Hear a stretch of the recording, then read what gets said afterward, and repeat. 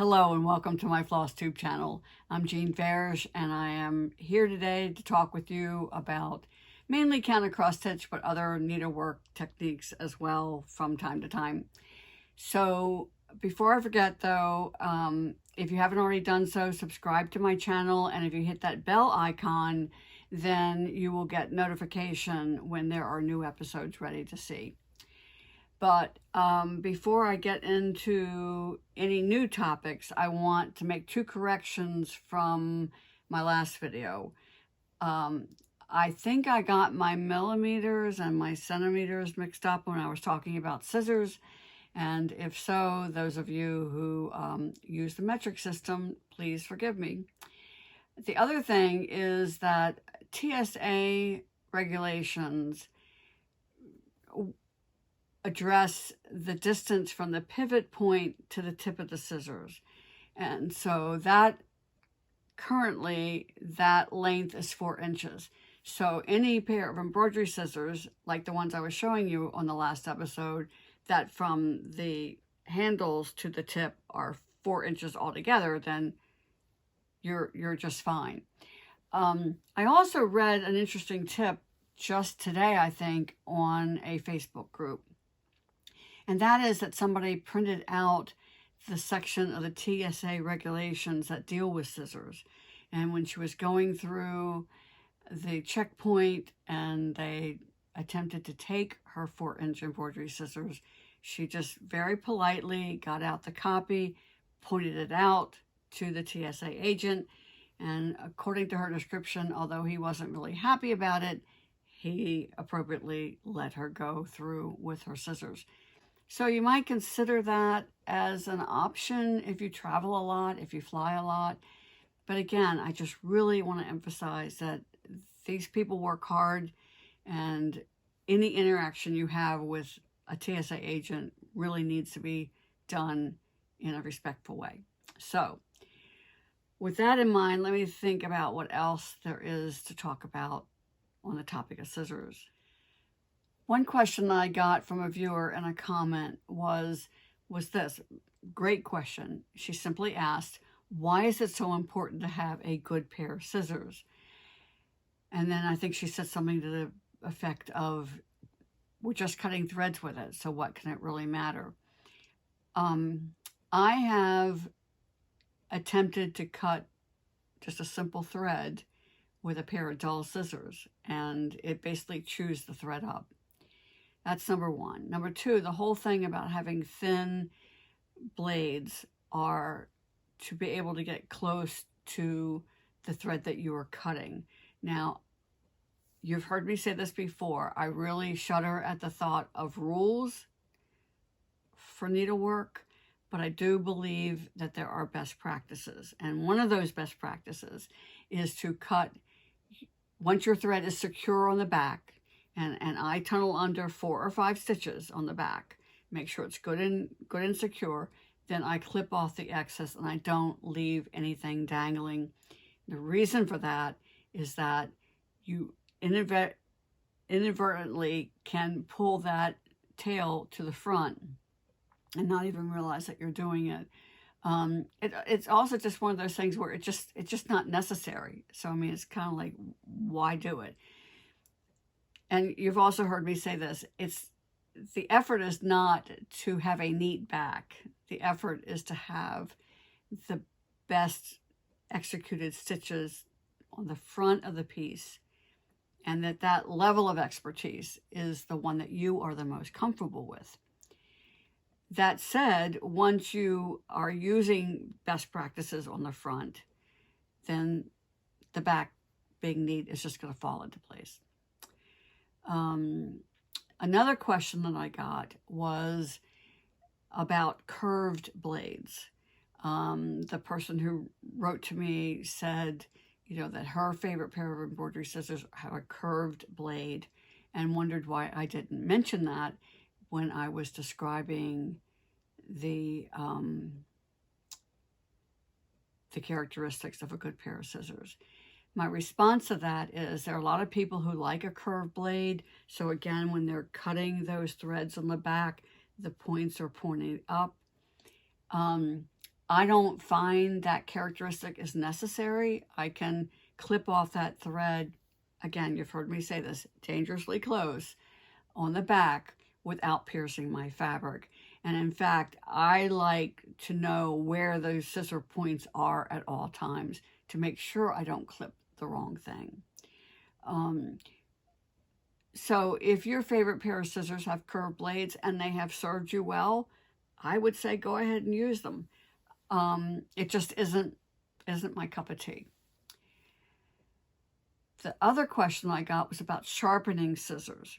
Now, I have a pair of Ginger scissors that I like, and interestingly enough, Gingers are made not 30 miles from where I live here in North Carolina. And if you send your Ginger scissors into them, they will sharpen them. Now, my A&G group had a wonderful tour of the facility a couple of years ago.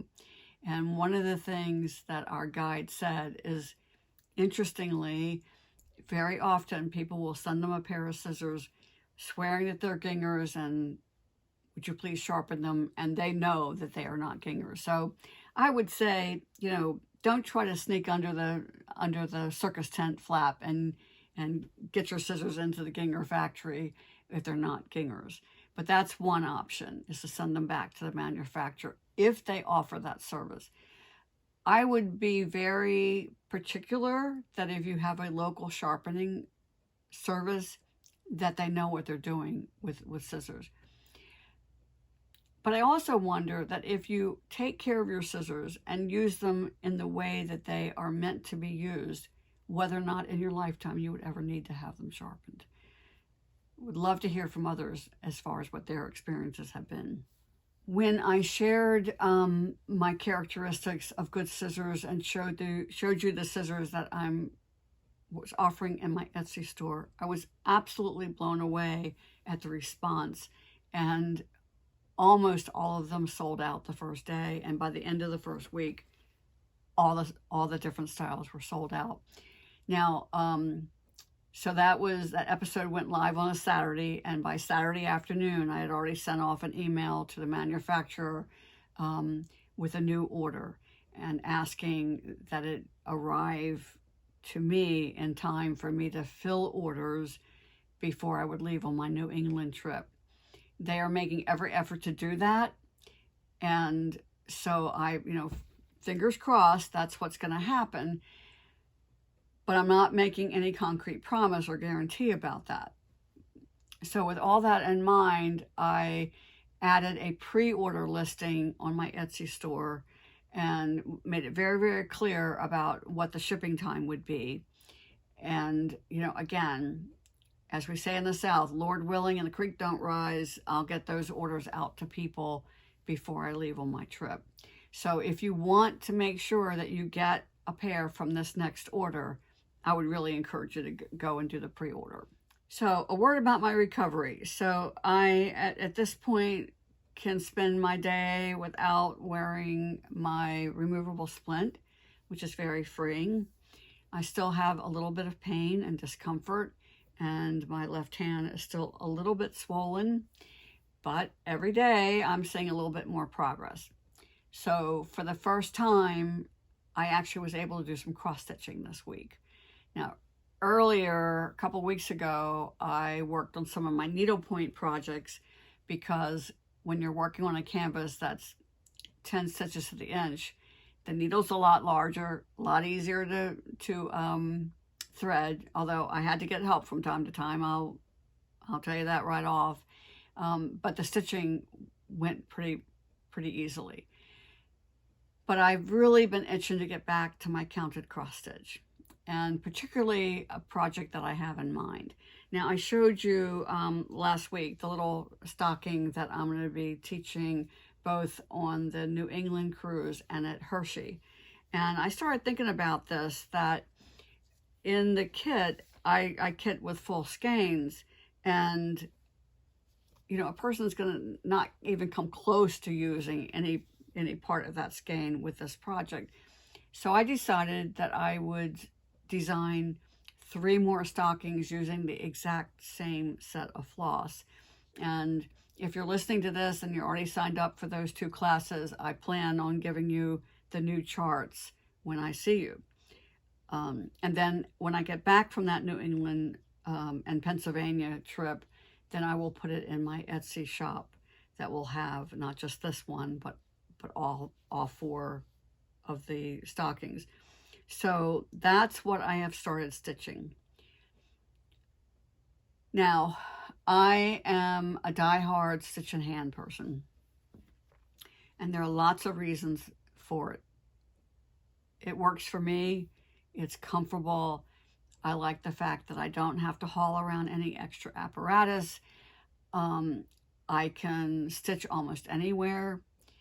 I don't have to think about where my hoop is, that if I'm stitching along and there are more stitches of that color and I still have that thread in my needle, I can keep on stitching. I don't need to undo my hoop, move it, whatever. So I just like that freedom and that ease. And for me, I've always been able to get good tension stitching in hand. Not working for me now. I cannot manipulate my left hand anywhere near as much as I would like to, and I really should not be holding it in one position for any length of time at this point in my recovery. So what I have done is dusted off my handy seat frame. Some people call this a fanny frame, some people call it a sit-upon frame, but essentially I'm going to sit on this part of it, just tuck it underneath my thigh, and that will counterbalance it and allow me to stitch with my right hand. So let me see if I can show you how that's going to work for me. Now, how you sit, part of it, of course, depends on where you are and what you're wearing, I guess. But what I find is that just tucking it in like that, and I sure am hoping that's going to show up on the camera, that this allows me to have it right here in front of me. So when you're using this type of a frame, what you have to pay attention to is where the stand is to have it out of your way. I also found that I have to think about where the screw part is on the hoop. But in this way, I can stitch very easily. One of the added benefits is that it's very, very easy to use a needle minder. That is one of the frustrations that people who stitch in hand constantly comment on, that your needle minders have to be very lightweight and very small. So anyway, so that's working for me. I can stitch, entirely with my right hand. Oh, and make sure that when you get one of these, here, let me put up on the counter again, that that it's hinged in such a way that you can easily get to the back. And that certainly makes it a whole lot easier. So that's one thing I want to say. This one's adjustable. Oh, small thing, but I also discovered, again, because my left hand is so weak, that I really have to pay attention to where the screw is and make sure that it's on the right side, so I can easily get that. Now, I am not one who believes in my fabric in a hoop being drum tight. And a lot of reasons for that, which I probably will wait and get into another time. But I did find that by wrapping the inner hoop with twill tape, or you could use bias tape, that it does keep the fabric a lot more secure in the hoop. So these are some of the things that I just wanted to point out to you, so I can see how much I need to tighten that once the fabric's out of it. And that's another thing too. People who stitch in hoops, by and large, and I say this from my observation and from what people have told me, tend to leave their work in the hoop until they're ready to move the hoop. And that could be a couple of days, it could be a couple of months. That is not a good idea. fabric has a memory. And if you leave your piece in a hoop for any extended period of time, you're going to get one of those hoop marks that's very, very hard to get out. So do yourself a favor. It's really, it's not that time consuming to release it and take it out of the hoop when you're not stitching on it. Now this piece, because it's so small, I mean, I could stitch the whole thing in this diameter hoop and never have to move the hoop. But so that I get into the habit of moving it, I'm taking it out every time I finish stitching and then putting it back in again. So those are the adjustments that I've had to make in order to be able to stitch. And I am, back in my happy place to be able to stitch again. I'm really excited about these other three designs as well. One of the adjustments I've had to make is to use a needle threader.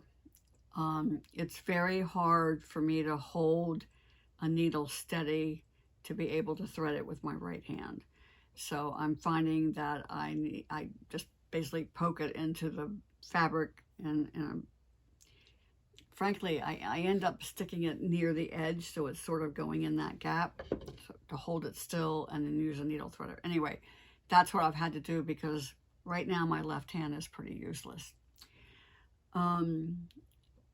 But still, I'm stitching with my number 28 needle, which is my favorite size. Might have to go to a 26 just to make it a little bit easier to thread it. And that made me start thinking about what do we need to be concerned with when we are choosing a needle.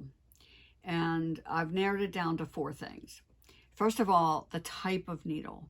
And one of the things that's very confusing to beginners is they'll pick up an embroidery needle because after all, you're doing embroidery. Surface embroidery and counted cross stitch are like first cousins. They're not twins. They're similar but very different in their own way. Surface embroidery is done with a very tightly woven, very fine fabric.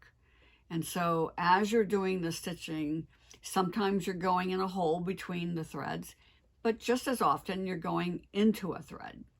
And so you have to have a sharp needle.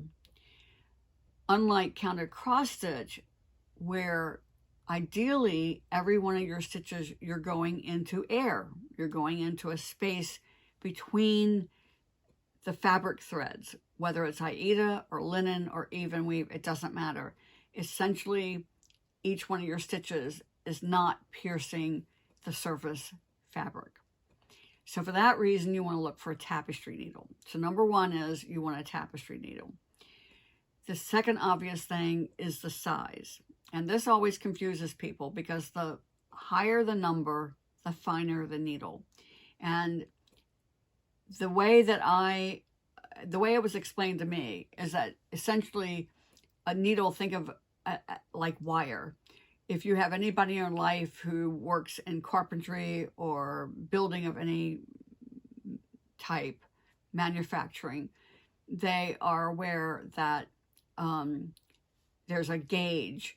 So, for example, wire, I did my famous thing of getting off the topic, so let me talk about needles and then it will make sense about the wire and the nails and everything. So, and I've never done this, but it's like if you lined up 28 number 28 needles side by side, they would take up the same space as 26 number 26s and 22 number 22s and 20 number 20s. So the number is relative to how many of those needles would fit in a certain amount of space. And don't ask me what that amount of space is because I don't know, but I know that is why the gauge is described in that way. So once you kind of get your head wrapped around that, it's easier to understand that a number 28 is much finer than a number 20. So back to the wire and the nails, it's the same sort of thing, that if you take a certain gauge of wire and line it up in a certain amount of space, let's say an inch, just for lack of a better amount of space, and a different gauge wire, if it's finer, would take more to fill up that 1 inch. If it's a coarser wire, it would take less to fill up that space. So that's why the numbers work that way. So you've got the type of needle, which is tapestry. You've got the needle number, the fineness of the needle. And for most kind of cross stitch is a 24, 26, 28. In needle point, I use a lot of 20s and 22s. The next thing is the length. The finer needles are also a little bit shorter than the larger ones, but they're also what are known as petite needles. And some people really like them. They are noticeably shorter than the normal ones.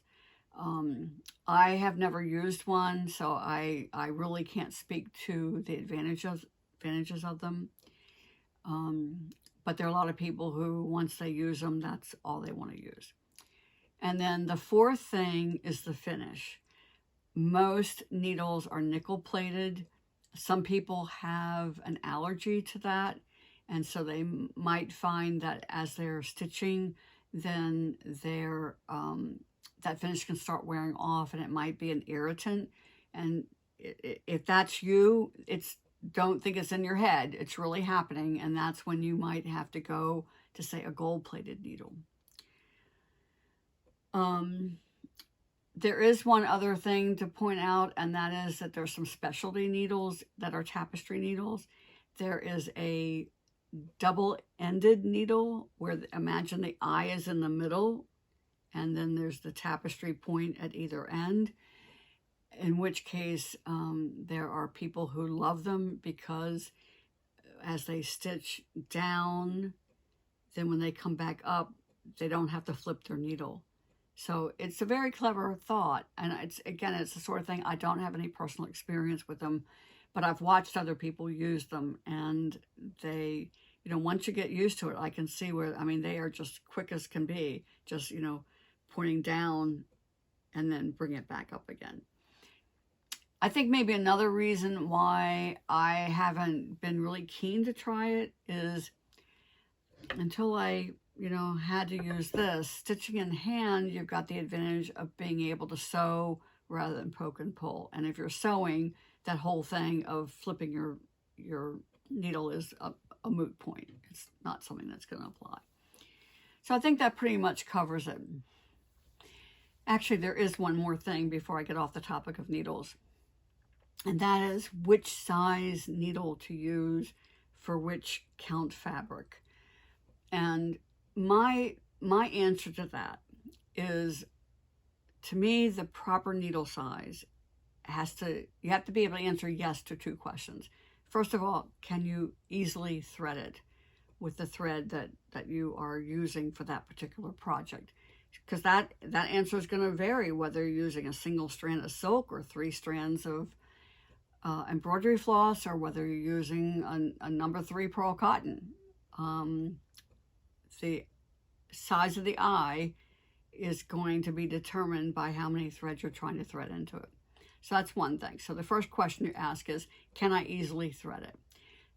The second part is a little bit controversial, but I'll just start with my own philosophy on this. The second question I ask myself is, as I am stitching, does my needle glide? Does it meet minimal resistance as I am stitching? If I am working, I'll use an extreme example. If I'm working on 28 count linen, so there's 28 threads to an inch, and I thread my needle, I thread a number 20 needle. When I stitch with it, it's going to meet some resistance. I'll be able to pull it through, but I guarantee you when I do, those threads will have been pushed apart, and I think I'll have a visible hole. So I want a needle that doesn't rearrange the linen threads as I'm stitching. So that's my philosophy. I say it's kind of controversial because there's a whole school of thought of people who say as they're stitching, they want a needle that's large enough to push the linen threads apart from each other.